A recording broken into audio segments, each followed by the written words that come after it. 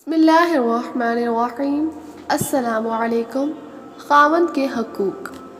نبی اکرم صلی اللہ علیہ وآلہ وسلم نے حقوق زوجین کا تذکرہ کرتے ہوئے عورتوں کو بتایا کہ اگر شریعت میں کسی اور کو سجدہ کرنے کی اجازت ہوتی تو میں عورت کو حکم دیتا کہ وہ اپنے خاوند کو سجدہ کرے۔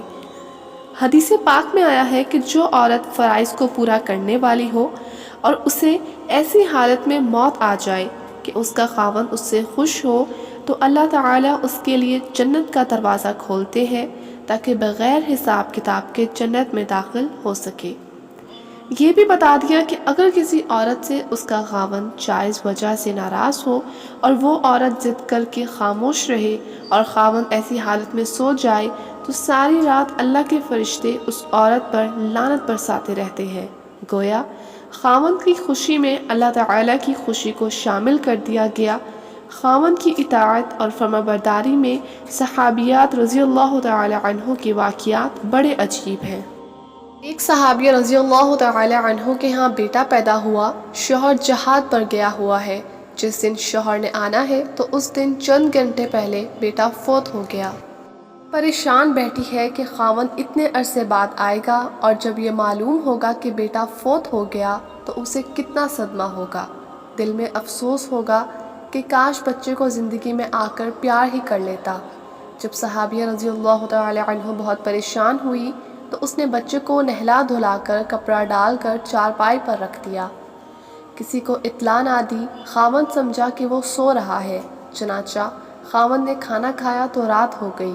میاں بیوی اکٹھے بھی ہوئے، سفر کی باتیں بھی ہوئیں، لیکن اس عورت کو دیکھیں جو ماں تھی، اس کے دل پر کیا گزر رہی ہوگی جس کے معصوم بچے کی لاش سامنے چارپائی پر پڑی ہے۔ اگر وہ خاوند کی خوشی کی خاطر سینے پر سر رکھ کر اس راز کو چھپائے بیٹھی ہے، ہنس بول بھی رہی ہے، دونوں مل بھی رہے ہیں، حتیٰ کہ اس حال میں صبح ہو گئی۔ صبح اپنے خاوند سے پوچھتی ہے کہ مجھے ایک بات بتائیں۔ خاوند نے کہا پوچھو۔ کہنے لگی کہ اگر کسی کو امانت دے اور پھر کچھ عرصے بعد واپس مانگے تو وہ خوشی سے دینی چاہیے یا غمزدہ ہو کر؟ خاوند نے کہا کہ خوش ہو کر۔ کہا کہ اچھا، آپ کو بھی اللہ تعالیٰ نے امانت دی تھی، آپ کے آنے سے کچھ دیر پہلے اللہ نے وہ امانت واپس لے لی، اب جائیں اور خوشی خوشی اللہ کے حوالے کر دیجیے۔ اللہ اکبر۔ اس صحابیہ رضی اللہ تعالی عنہ نے حسن معاشرت کا حق ادا کر دیا۔ صبح ان کے خاوند رسول اللہ صلی اللہ علیہ وآلہ وسلم کی خدمت میں حاضر ہوئے اور کہا کہ اے اللہ کے نبی صلی اللہ علیہ وآلہ وسلم، میرے گھر میں یہ معاملہ ہوا۔